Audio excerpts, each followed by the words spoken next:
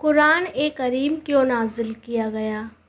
ماہ رمضان وہ ہے جس میں قرآن اتارا گیا، جو لوگوں کو ہدایت کرنے والا ہے اور جس میں ہدایت کی اور حق و باطل کی تمیز کی نشانیاں ہیں۔ قرآن پاک رمضان کے پاک مہینے میں 27 تاریخ کو ہمارے نبی کریم صلی اللہ علیہ وسلم پر نازل ہوا تھا۔ دوستو، قرآن شریف ہمارے نبی کریم صلی اللہ علیہ وسلم کے دل مبارک پر اترا تھا۔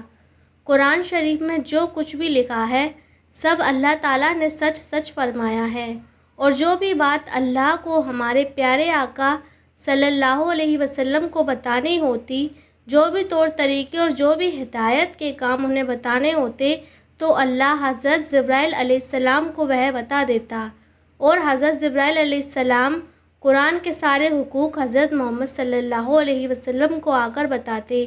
اس طرح سے ایک پورا مکمل قرآن ہوا۔ کیونکہ ہمارے پیارے آقا حضرت محمد صلی اللہ علیہ وسلم لکھنا نہیں جانتے تھے تو انہوں نے پورا مکمل قرآن حضرت ابوبکر صدیق رضی اللہ کو بتایا، اور انہوں نے اپنی قلم سے سارا قرآن پنوں پر اتار دیا، اور اس طرح سے ایک پوری مکمل قرآن شریف تیار ہوئی۔ دوستو، دنیا میں 4 سچی کتابیں اتری ہیں۔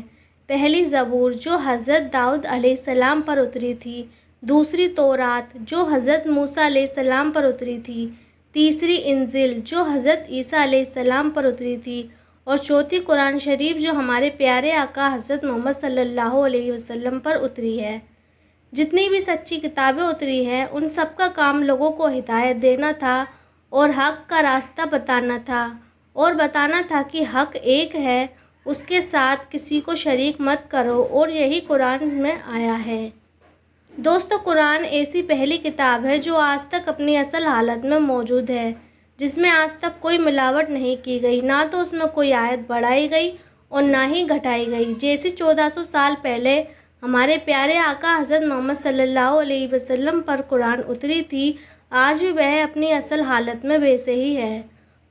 قرآن پڑھ کر ہم اللہ کی عبادت کرتے ہیں۔ قرآن میں ہمارے بارے میں سارے حقوق اور سارے طور طریقے بتا دیے ہیں، بس ضرورت ہوتی ہے تو عمل کرنے کی۔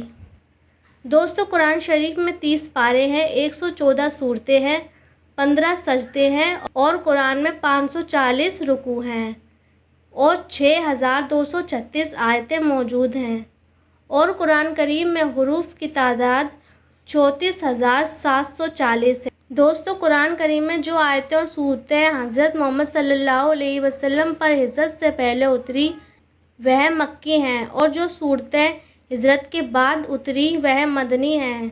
مکے میں جتنی سورتیں آپ صلی اللہ علیہ وسلم پر اتری ان کی تعداد 86 ہے، اور باقی کی جتنی بھی سورتیں اتری وہ سب مدینے میں نازل ہوئی تھیں۔ دوستو، قرآن شریف کو اور بھی ناموں سے جانا جاتا ہے، جیسے کہ الکتاب، الفرقان، التنزیل، الذکر، النور، الہدی، الرحمہ، احسان الحدیث، الوحی، الروح، المبین، الحق، المجید۔ ان ناموں سے بھی قرآن شریف کو جانا جاتا ہے۔ دوستو، قرآن شریف میں جو کچھ بھی اللہ تعالیٰ نے فرمایا ہے وہ اپنے بندوں کی ہدایت کے لیے فرمایا ہے کہ بندے قرآن کو پڑھیں، سمجھیں اور اس سے ہدایت حاصل کریں، اور اللہ کے بتائے ہوئے راستے پر چلیں، کیونکہ اللہ کے بتائے ہوئے راستے پر ہی کامیابی ہے، اور قرآن سے بہتر کوئی کتاب نہیں ہے۔ یہ سچی کتاب ہے، حق کتاب ہے۔